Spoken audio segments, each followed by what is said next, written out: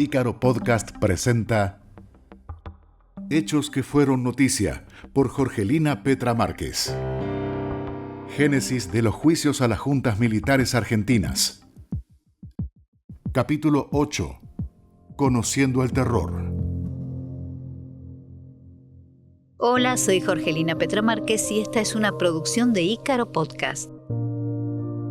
La historia que hoy continuamos es sobre las diferentes alternativas que posibilitarán el histórico juicio a las juntas militares.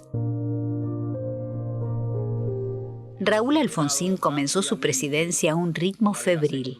Había demasiados asuntos urgentes que atender.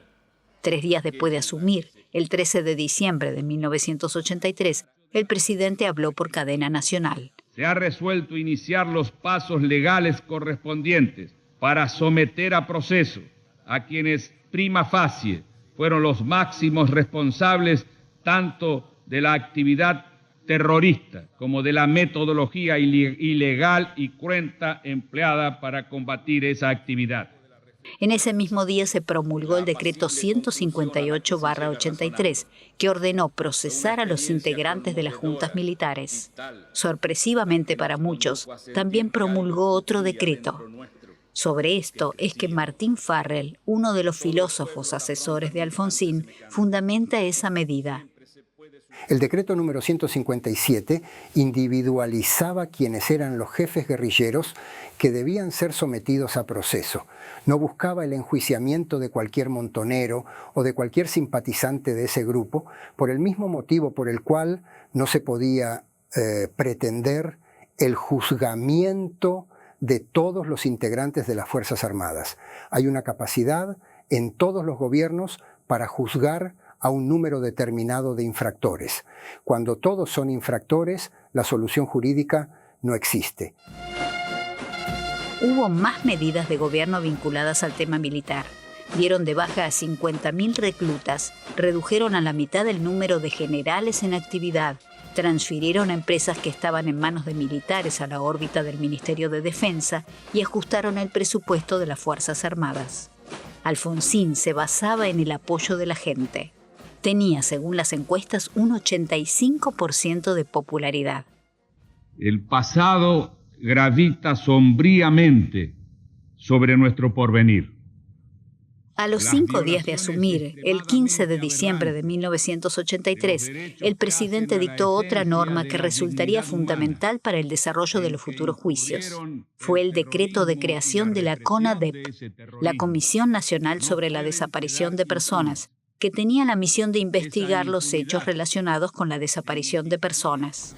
Miles y miles de seres humanos, generalmente jóvenes y hasta adolescentes, pasaron a integrar una categoría tétrica y fantasmal, la de los desaparecidos.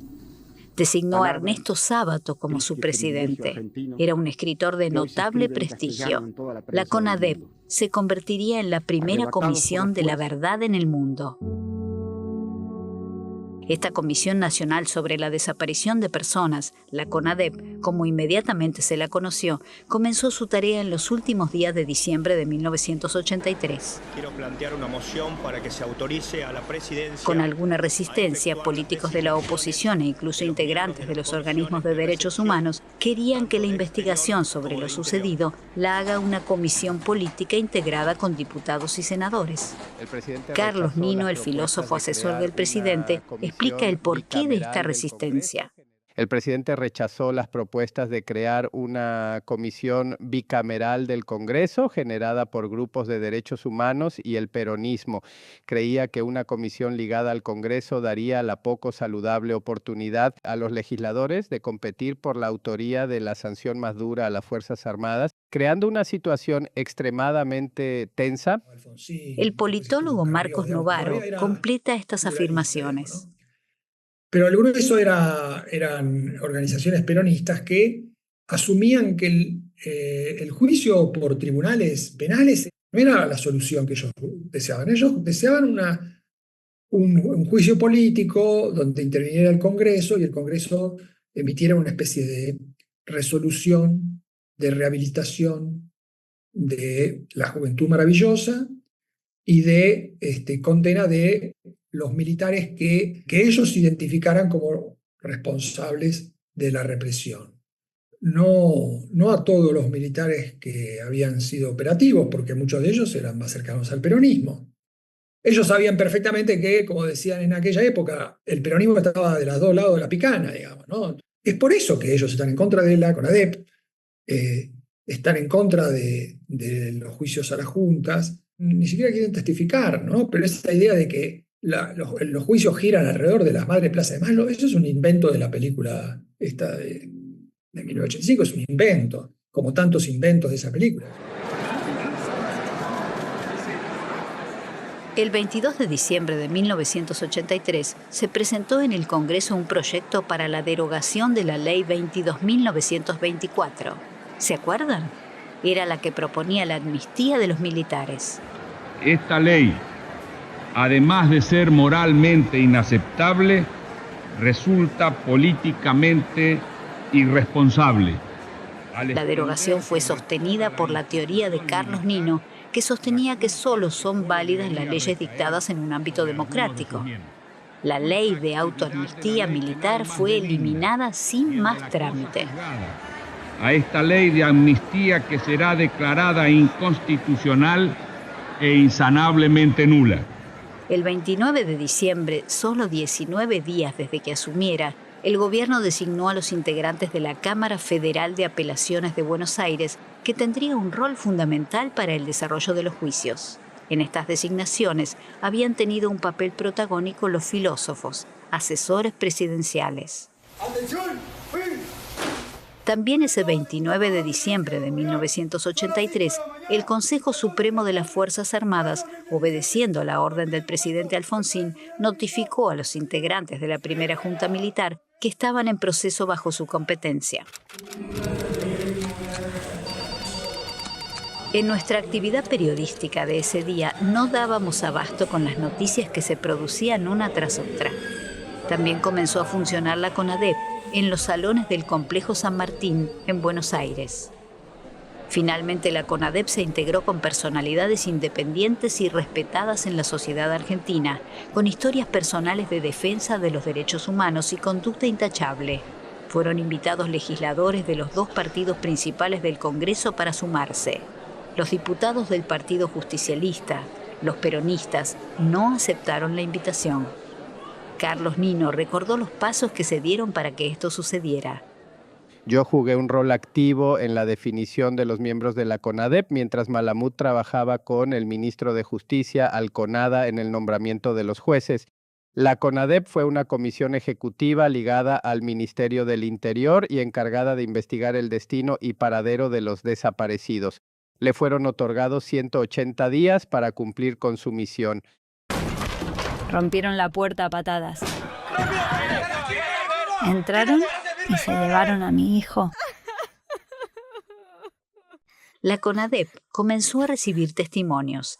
Miles de familiares de las víctimas concurrieron a testificar con sus desgarradoras historias. Los dirigentes de la comisión recurrieron a Graciela Fernández Meijide, madre de un desaparecido que se había destacado como organizadora de la APDH, la Asamblea Permanente por los Derechos Humanos, para que trabajara en la CONADEP. Cuando empezó, se dieron cuenta de que la gente iba en cantidades a hacer las denuncias y no tenían estructura que entendiera cómo eran esas denuncias y cómo se articulaban. Los primeros empleados que tomaron denuncias eran empleados que eran del Ministerio del Interior. Era muy duro enfrentarse con una madre o un padre que le contaban cómo había desaparecido a alguien. Hubo quien se desmayó, hubo quien le preguntaba, señora, ¿y su hijo era subversivo? A partir de ahí es que se dieron cuenta de que tenía que ir gente con una cierta costumbre de soportar el tema, que no era sencillo, ¿no? Entonces un día me llama Jaime de Nevares y me dice, por favor, Graciela, yo quiero que te integres a la CONADEP. Acepté y puse 2 condiciones. Concurrir a todas las reuniones políticas con voz, aunque sin voto, y traer a toda la gente que va a tomar las denuncias. Muchos políticos e incluso integrantes de las organizaciones defensoras de los derechos humanos rechazaron colaborar con la CONADEP. A pesar de esto, las denuncias se acumulaban ante los funcionarios.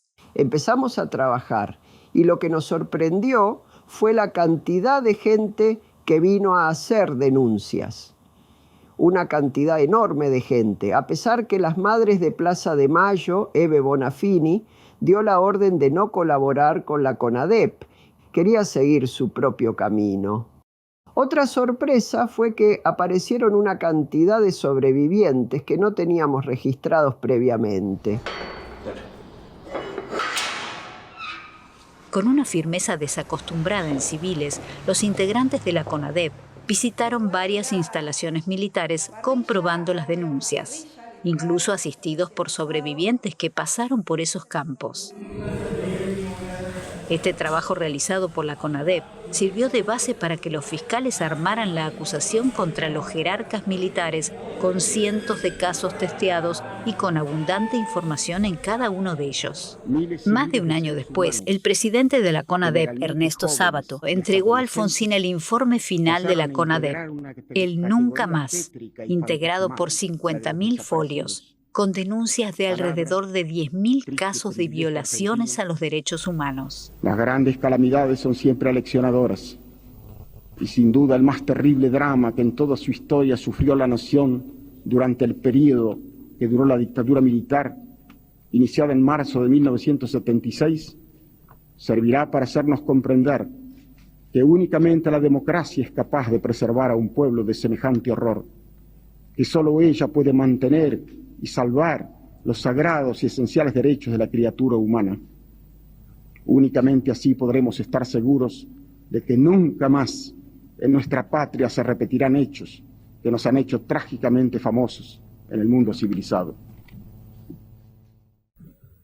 Señor presidente de la Comisión Nacional sobre la Desaparición de Personas, en nombre del Poder Ejecutivo de la Nación, y estoy seguro que digo bien en nombre del pueblo argentino, quiero expresarle el agradecimiento de todos.